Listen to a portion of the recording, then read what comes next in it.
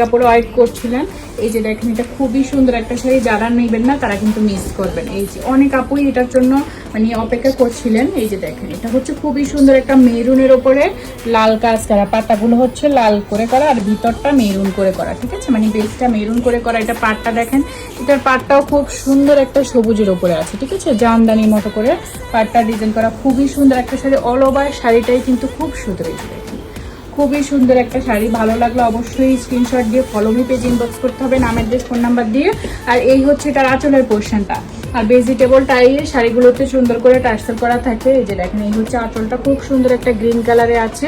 আর এই হচ্ছে দেখেন টার্সেলটা, এই যে বর্ডার করা আছে, মানে সেলাই করা আছে, পিকু করা।